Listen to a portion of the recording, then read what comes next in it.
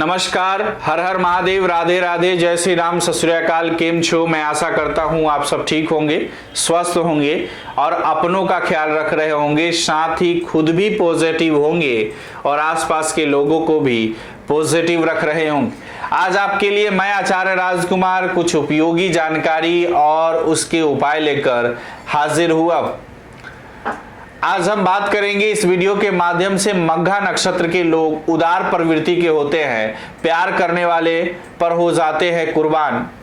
मघा नक्षत्र राशि चक्र का 10वां नक्षत्र समूह है जो 120 डिग्री 0 मिनट से लेकर 133 डिग्री यानी 20 मिनट तक फैला हुआ है और यह समस्त नक्षत्र सिंह राशि में निवास करता है। मघा का मुख्य तारा है रेगुलस जो अल्फा लियो का सबसे चमकता हुआ तारा है। मघा का अर्थ है महान या शक्तिशाली। इस नक्षत्र समूह का स्वामी देवता है पितरस अर्थात मानवता के पिता या महान पूर्वज।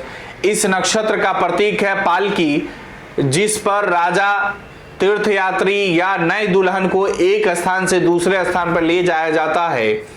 मघा नक्षत्र का स्वामी केतु है जबकि सिंह राशि का स्वामी शक्तिशाली ग्रह सूर्य है और मघा की मुख्य प्रेरक शक्ति है अर्थ जो विशिष्ट लक्ष्य की खोज में संलग्न है। इसका मूल गुण तमस है और इसके दूसरे और तीसरे स्तर पर रजस या सक्रियता है। नक्षत्र और उसके आकार की पौराणिक कथा की बात करें तो इस नक्षत्र का समूह का स्वामी देवता का मानवता का पिता है और मानवता के पूर्वज को इस दुनिया के परिवारों को उचित मार्गदर्शन देने का विशेष दायित्व सौंपा गया है। वे निर्देशक शक्तियां हैं और पितृलोक में रहते हैं और जब भी अपनी संतान को बेहद तकलीफ में देखते हैं या उन्हें सही मार्ग से भटकते हुए पाते हैं तो उनकी मदद के लिए आगे आ जाते हैं। अगर उनकी संतान सही रास्ते पे चल रही है तो वे अपनी प्रगति देखकर खुश हो जाते हैं। उन्हें संरक्षक देवदूत कहा जाता है जो अपनी संतानों को बर्बाद होने से बचाते रहते हैं। उनके प्रभाव के कारण उनकी संतानें अनेक कर्म कांडों और परंपराओं का निर्वाह करती है। इस स्थिति में आकर व्यक्ति अधिकाधिक आत्म केंद्रित होने लगता है। वह तेजी से आगे बढ़ना चाहता है और खुद ही सब कुछ हासिल करना चाहता है। उसका अहम फैलने लगता है और वह अलग से अपनी पहचान बनाना चाहता है और दूसरों के सामने अपनी श्रेष्ठता सिद्ध करने में जुट जाता है। इसके लिए आत्मसम्मान, पारिवारिक गौरव, जातिगत श्रेष्ठता और वर्ग की हैसियत आदि बहुत महत्वपूर्ण हो जाते हैं और वह उसी को आगे बढ़ाने में खो जाता है। अगर उस पर कोई भी रोक लगाई जाती है तो वह बेचैन हो जाता है और उसका विरोध करने के लिए किसी भी हद तक जा सकता है। मघा का दूसरा अर्थ है द्वीप। वह खुद अपनी दुनिया या अपनी द्वीप रचना चाहता है और अपनी इस इच्छा को पूरा करने के लिए वह अपनी सारी ताकतें झोंक देता है। कभी कभी तो वह अपने आप को सबसे काट लेता है और अकेलेपन का शिकार भी हो जाता है। केतु इस नक्षत्र समूह का स्वामी है और यह बहुत ही आध्यात्मिक ग्रह है। जब आत्मा अपनी सीमाओं और बाधाओं को समझने के लिए समष्टि से अलग हो जाता है तो उसे ऐसे ही परिवेश की आवश्यकता होती है। जब तक आत्मा यह समझ नहीं पाती तब तक वह आगे बढ़ नहीं सकती। इस संदर्भ में पालकी बहुत ही महत्वपूर्ण प्रतीक है। पालकी को कहार जैसे लोग ढोकर ले जाते हैं और जो राजा, तीर्थयात्री या दुल्हन उस पर बैठती है उसकी विशेष हैसियत होती है। जब आध्यात्मिक ग्रह केतु के कारण ऐसा होता है तो भी आत्मा के तामसिक गुण दब जाते हैं तो वह ऊंचे लक्ष्य को प्राप्त करने के लिए आगे बढ़ने लगता है। इस नक्षत्र की गुण और प्रेरक शक्ति की बात करें तो नक्षत्र में गुणों का क्रम इस प्रकार है कि निचले स्तर पर तमस अर्थात अकर्मण्यता और द्वितीय और तृतीय स्तर पर रजस अर्थात सक्रियता यह सर्वविदित है।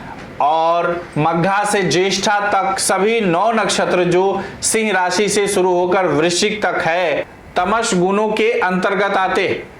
मघा का मूल गुण तमस अर्थात अकर्मण्यता है। यदि हम नक्षत्रों का विश्लेषण करें तो पाएंगे कि आत्मा का अनावरण स्वार्थ के स्तर से शुरू होता है। कदाचित व्यक्ति यह मानता है कि वह बहुत महान और बहुत शक्तिशाली भी, या फिर उसका अहंकार इतना बढ़ जाता है कि वह अपनी उन सीमाओं को भी नहीं समझ पाता जिसके अंदर वह काम करता है। जब तमस और अकर्मण्यता हावी होती है तो अज्ञान का पर्दा बुद्धि को ढक देता है और व्यक्ति अपने से आगे नहीं देख पाता।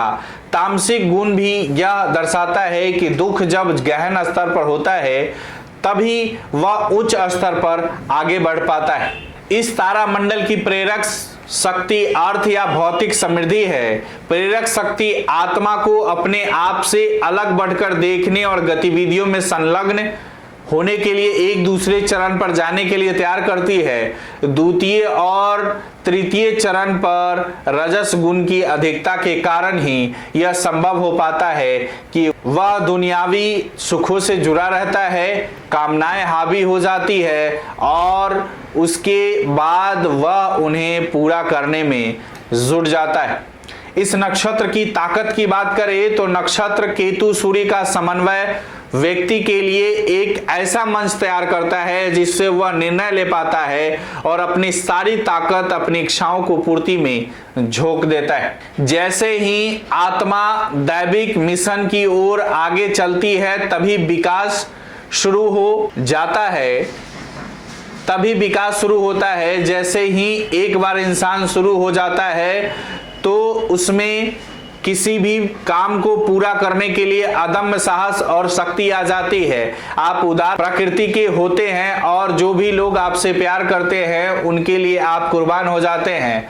आप में अपने विचारों, सिद्धांतों और दर्शन को बहुत खूबसूरती से प्रकट करने की अद्भुत क्षमता होती है।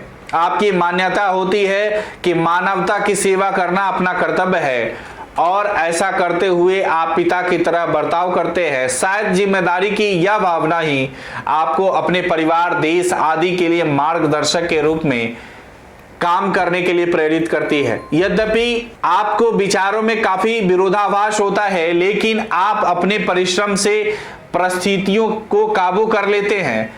आपके अस्तित्व का एक भाग कार्य क्षेत्र में कूदने के लिए हमेशा ही उत्सुक रहता है, क्योंकि दूसरा भाग अपनी अकर्मण्यता से बाहर नहीं निकलना चाहता। लगातार काम में जुटे रहने के कारण और अपनी समझदारी के कारण आपका हृदय उदार होता है और आप उन लोगों की मदद करने के लिए किसी भी हद तक जा सकते हैं जिनसे आप प्यार करते हैं। वहीं इस नक्षत्र की कमजोरी की बात करें तो आप बेहद अहंकारी हो सकते हैं और आप कुछ विचारों और लोगों के प्रति पूर्वाग्रहग्रस्त होते हैं। कभी कभी आपके लिए अपने ऊंचे और व्यवहारिक विचारों को कार्यान्वित करना बहुत कठिन हो जाता है। सेक्स की गतिविधियां में डूब जाने के कारण आपका पतन भी हो सकता है। भौतिकता या जरूरत से अधिक दौलत की ख्वाहिश के कारण आपकी प्रगति आधी हो सकती है। अगर आपको यह वीडियो अच्छी लगी हो तो इसे फेसबुक और यूट्यूब पर शेयर और लाइक जरूर करें। मुझे दीजिए इजाजत, फिर मिलते हैं अगली वीडियो के साथ। नमस्कार, राधे राधे।